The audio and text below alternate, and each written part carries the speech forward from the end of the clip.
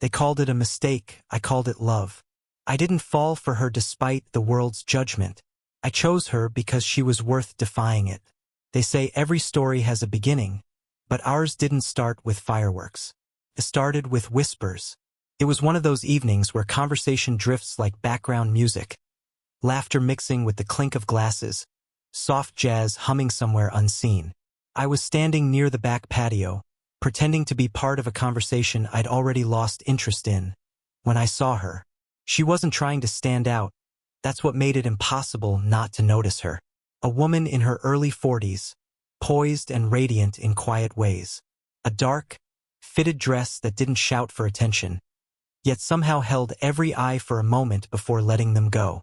Her hair caught the light when she moved, and there was a certain grace to the way she held her glass, deliberate calm, like she'd long stopped trying to impress anyone. When she smiled at someone across the room, I saw kindness first, then the tiredness behind it. That kind of subtle exhaustion that comes from being strong for too long. I didn't plan to approach her, but when she turned, catching me looking, she didn't look away. There was no challenge in her gaze, just quiet curiosity, like she was asking, "Why are you here?" I remember walking over, trying not to sound like someone half her age trying to start a conversation. "Nice to see someone else avoiding the crowd," I said, half joking. She smiled soft, polite. I wouldn't say avoiding, just observing. Her voice had warmth in it, low, steady, the kind of voice that could calm a storm or break your heart, depending on the words it chose next. We talked a little, small things, the kind that don't matter but somehow feel important anyway. She laughed at something I said, and for a second, it felt like the entire evening softened around us. But moments like that don't stay unnoticed. Later, as I grabbed another drink, I overheard it, the tone people use when they pretend to care but really just want to gossip. "She's been through a lot," one voice said. "Don't get involved." Another laughed. "He's too young to know better." I didn't react. I just looked back toward where she stood. Now talking to someone else, her expression serene, as if she'd learned long ago to live above other people's opinions. Still, something about that night stuck with me. Maybe it was the way her eyes softened when she smiled, or how she seemed both entirely present and miles away at once. Maybe it was because for the first time in a long time, I felt like I'd met someone who didn't need saving. And yet, I couldn't shake the feeling that she'd forgotten how to let anyone stay. As I left the gathering, the air cool and quiet around me, I heard a friend's voice call after me, "Hey, about her. Just be careful." I didn't answer, because even then, deep down, I already knew. I wasn't going to be careful. I told myself that night was nothing, just a fleeting moment in a crowded room. But sometimes, the smallest moments echo louder than you expect. I saw her again a week later, on a quiet morning that didn't seem meant for coincidences. The city was still waking up, cafes half full, the air cool and unhurried. I'd stopped by my favorite corner spot, the one with wide windows and worn leather seats, just to clear my head before work. And there she was, sitting alone near the window, hair loosely tied back, glasses slipping a little as she read. The morning light touched her in a way that made the whole scene feel softer, quieter. There was something so human about it. Not the poised, composed version I'd met before. Just her, unguarded, lost in her own world. For a moment, I considered walking past, letting her keep that peace. But curiosity doesn't always ask for permission. I approached slowly, unsure if she'd remember me. She looked up, eyes blinking in surprise, then recognition softened her face. "Well," she said, closing her book, "you again. Seems like the universe didn't listen when you said people talk." I teased. She laughed, a real one this time. "The universe never listens." She gestured to the seat across from her, and just like that, it felt natural. No pretense, no cautious politeness. Just two people sharing a table like it was the most normal thing in the world. We talked about little things, books, work, the cafe's terrible coffee. But there were pauses, two long, comfortable silences that said more than small talk ever could. When she spoke, her words carried weight, thoughtfulness. When she listened, She made you feel like you were saying something worth remembering. Her hand brushed mine once when she reached for sugar. Neither of us moved away immediately. There was no dramatic reaction, just a small, quiet pulse of awareness. I found myself watching how she looked at the world, how her eyes softened when she spoke of something she loved, or how she grew distant when the topic turned to herself. She carried an invisible history, not heavy, but present. When I asked if she came here often, she smiled. Sometimes, when I need to be alone. I'll try not to ruin that for you. Too late, she said. But her tone wasn't sharp. It was gentle teasing. As the conversation wound down, I sensed her hesitation return. She glanced out the window, fingers tracing the rim of her cup. You seem kind, she said quietly. But kindness can be costly when people start to talk. I leaned back, meeting her eyes. Then maybe it's worth the cost. Her lips parted as if to reply, but she didn't. Instead, she looked down, smiling to herself, the kind of smile you give when you want to believe someone but don't dare to. When she finally stood to leave, she touched my arm lightly, fleeting, polite, and said, "Take care of yourself." I watched her walk away, that calm, graceful stride pulling her back into the crowd. And even as the door closed behind her, I knew this wasn't over. Because curiosity wasn't what pulled me anymore. It was something deeper, something that already felt dangerously close to longing. The next time I saw her, it wasn't planned. Maybe that's why it mattered more. It was late afternoon, the kind of day that can't decide between sunlight and rain. I was walking home when the first drops started to fall, soft at first, then urgent. I ducked under the nearest shop canopy, shaking the water from my hair, and there she was, already standing beneath the same shelter, watching the street blur behind the curtain of rain. For a moment we both laughed, surprised. "You again," I said, echoing her tone from before. She smiled, brushing a strand of wet hair from her cheek. "You really should stop following the weather to find me." We stood shoulder to shoulder, the sound of rain filling the pauses between us. There was no need for clever words this time. The quiet felt right. Eventually, she sighed and looked out at the street. "You ever notice how rain makes everything honest? You can't hide in it. It ruins the perfect days, the perfect clothes, the perfect plans." I glanced at her, the corners of her mouth tilted upward, but her eyes looked far away. "Maybe we all need ruining sometimes," I said. She turned toward me, really looked at me, and something shifted in that space between us. Not attraction exactly, but recognition. The feeling that someone else understood the weight you carry, even if you never speak it aloud. We found a small cafe nearby and decided to wait out the storm. Inside, the air smelled of coffee and rain-damp wood.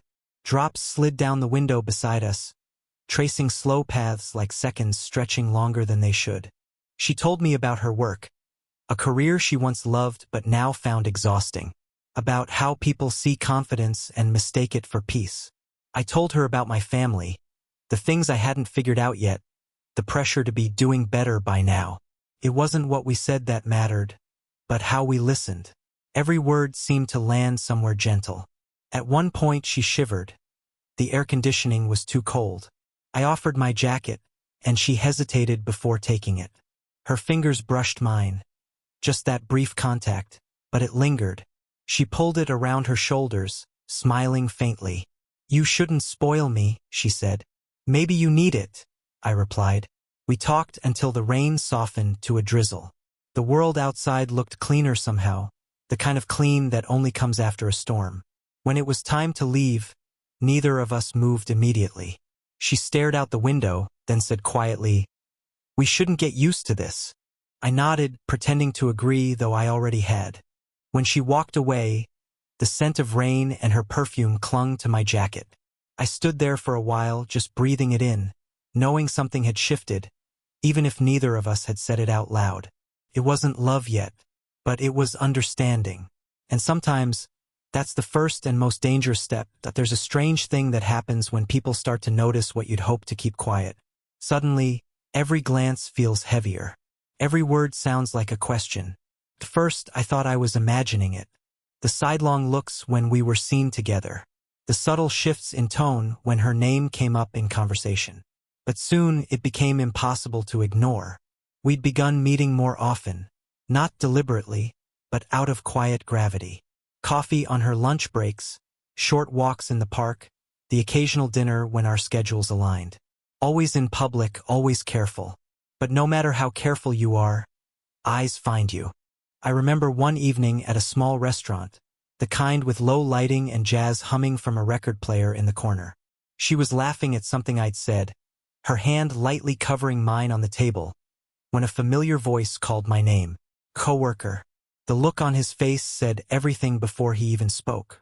Surprise, curiosity, judgment, barely disguised as politeness. After he left, the mood shifted. She sat back, smile fading, tracing the rim of her glass with her finger. You see, she said softly. That's how it starts. Her words hurt, not because she was wrong, but because she'd already accepted it as inevitable. In the days that followed, I felt the weight of other people's opinions pressing in. Friends joked, the kind of jokes that sound harmless but cut deep. She's out of your league. Careful, man. Don't get attached. Even the ones who meant well carried that tone of disbelief, as if feelings were less valid when they didn't fit the usual pattern. She, meanwhile, began to retreat. Messages took longer to answer. Calls ended sooner. When we met, her laughter came slower, her eyes clouded with something she wasn't saying. One night, I went to see her unannounced. She opened the door slowly, her expression unreadable. Behind her, the lights were dim, the soft glow of a home that felt less like a sanctuary and more like a hiding place. You shouldn't be here, she said quietly. I just wanted to talk. Her shoulders slumped. Talk about what? That we're making things harder for each other? That people are already talking? I don't care what they say. She smiled then. Not the warm kind, but the kind that hides sadness. You say that now, but the world gets loud when it disapproves. Louder than you think. There was a pause, long and heavy. I could feel the distance growing between us, not in miles, but in silence. She reached out, brushing my arm gently before pulling her hand back. You're kind, she whispered, but kindness doesn't protect us. And then she closed the door, softly, but final enough to make the sound linger in my chest. That night, I walked home through streets that suddenly felt unfamiliar. Every passing car, every lighted window felt like an audience. The world wasn't just watching anymore. It was judging. And for the first time, I began to wonder if I was strong enough not to care. Time has a cruel way of stretching when you're waiting for someone who stopped reaching back. Days turned into weeks, and silence became its own kind of conversation. She didn't say goodbye, not exactly, but she didn't have to. The space she left behind said everything. First, I tried to keep things normal. Sent a few messages, simple, harmless. Hope you're okay. Passed by that cafe, thought of you. They sat on read, unanswered. I told myself she was busy, that she needed space, that if I waited, she'd come around. But the truth was harder. She wasn't ready to face what we had set in motion. The places we'd been together started to feel haunted. The cafe by the window, now just a room filled with strangers. The park bench where we'd talked until sunset. Empty, damp with dew, waiting for a conversation that would never happen again. Nights were the hardest. I'd lie awake, the city humming outside, imagining her doing the same. Maybe reading by the soft light of a lamp, maybe fighting the same pull to reach out. But she never did. I still wore the jacket she'd once borrowed. Faint traces of her perfume clinging to the fabric. It was ridiculous, I knew, but sometimes I'd catch that scent in passing and stop mid-step, just to breathe it in. It made her feel close again. Real. Friends noticed the change in me. You've been quiet lately, they'd say. You should move on. But how do you move on from something that never really ended, just paused in the middle of a heartbeat? I replayed our last conversation over and over, her voice trembling slightly as she said, You're kind, but kindness doesn't protect us. She was right, maybe, but it didn't make it hurt less. One night, I drove without thinking, past familiar streets, down roads that led nowhere. The radio played softly, some song about losing and holding on at the same time. The world outside blurred, streaks of neon and rain on glass, like memories refusing to fade cleanly. When I stopped at a red light, I caught myself whispering her name, not loud enough for the world to hear, but enough to remind myself she was real, that we were. And then, just when I'd begun to accept the silence, it broke. My phone buzzed, one short vibration, a message lighting the dark screen. Her name. I hesitated before opening it, afraid it might not be what I needed it to be. "Can we talk?" 3 words. That was all. But it was enough to pull the air back into my lungs. Enough to make every sleepless night worth something again. I didn't answer right away. I just stared at the message, letting the warmth and fear mix together. Because when someone who walked away decides to return, even just to talk, you realize love doesn't vanish in silence. It just waits, quietly, patiently, until both hearts are ready again. When she finally asked to meet, it felt like the world paused, as if every unanswered message, every sleepless night, had been waiting for this moment to breathe again. We chose the same cafe where it had all begun. Small, familiar, safe. I arrived early, not because I wanted to seem eager, but because I didn't trust myself to walk in after her. The table by the window was still there, sunlight spilling across it like memory refusing to fade. She came in quietly, her steps careful, eyes scanning before they found mine. For a heartbeat, we just looked at each other. No smiles, no words. Just the weight of everything left unsaid hanging between us. When she finally sat down, she exhaled softly, almost like relief. "You look tired," she said. "I could say the same about you." Her lips curved slightly, that same half-smile I'd missed. Gentle, controlled, and somehow filled with more emotion than words ever could carry. The waiter brought coffee, but neither of us touched it. The silence wasn't uncomfortable this time. It was thick, meaningful, waiting. "I owe you an explanation," she began. Her voice was steady, but her fingers traced the rim of her cup like a nervous habit. When people started talking, I got scared.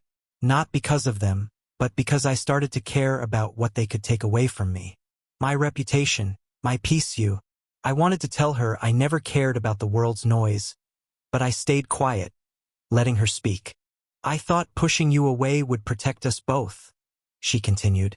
"But all it did was make me realize how much I'd already let you in."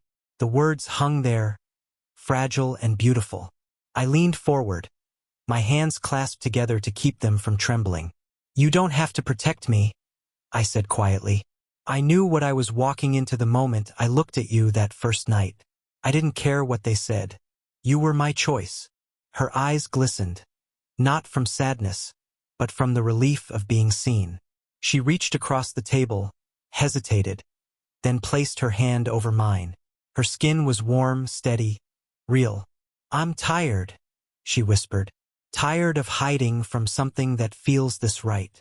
For a long moment, neither of us moved. The sounds of the cafe faded. Cups clinking, laughter, doors opening and closing. All I heard was her breath, close and trembling slightly. When I turned my hand to hold hers, she didn't pull away. Our fingers interlaced, slow, deliberate. Not the rush of impulse, but the quiet certainty of decision. "I can't promise it'll be easy," she said. "I'm not asking for easy," I replied. "Just real." And then, for the first time, she let her guard fall completely. A small tear escaped down her cheek, and she laughed softly through it. "Then I guess this is me choosing you too." Outside, the light shifted, golden and soft, like the world itself had exhaled. In that moment, everything else faded. The noise, the rumors, the fear. All that remained was choice. Ours. The days that followed didn't feel like the start of something new, more like a long exhale after months of holding our breath. There were still whispers, of course. The world doesn't forget easily. But something had changed, not outside us, but within. We stopped listening. I began to notice the small things again. The way her laughter sounded lighter now, unburdened. The way she reached for my hand in public, no longer looking around before doing it. It wasn't defiance.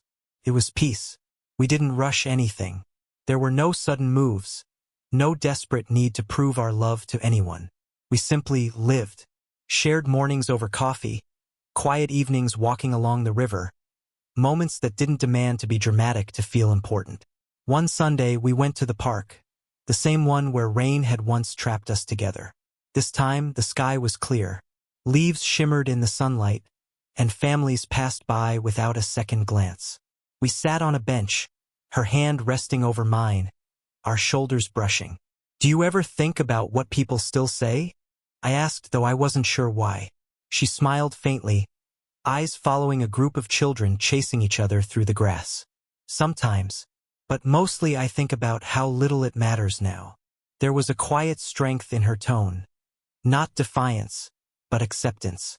She had spent years living carefully, afraid of giving anyone reason to talk.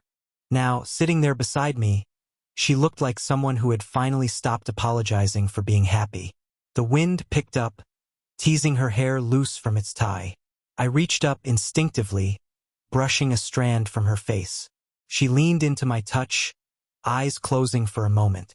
That simple gesture, the weight of her trust, the calm between us, felt more intimate than any kiss could ever be. "Funny," she murmured, opening her eyes again. "After everything, it's the quiet moments I end up craving the most." I nodded. "Maybe love isn't supposed to be loud." She turned to me, smiling. "No, just steady." We sat there for a long while, saying little, the kind of silence that feels like a language only two people understand. The world went on around us. Kids laughing, birds weaving through the trees, the soft rustle of leaves like a whispered promise that peace doesn't have to be earned through chaos. As the sun dipped lower, I realized something. I wasn't thinking about what people thought anymore. Not the rumors, not the judgment, not the difference in our years. None of it mattered. She squeezed my hand gently, as if she'd read my thoughts. "You know," she said softly, "you never did tell me why." "Why me?" I smiled, turning toward her. "Because you made me feel seen. Not as someone trying to be enough, but as someone who already was." Her eyes softened. She leaned closer, resting her head against my shoulder. And as the last light of day stretched across the park, everything felt perfectly still. No noise, no eyes watching, no need to explain. Just us. The world could keep its whispers, because she wasn't my mistake. She was my choice.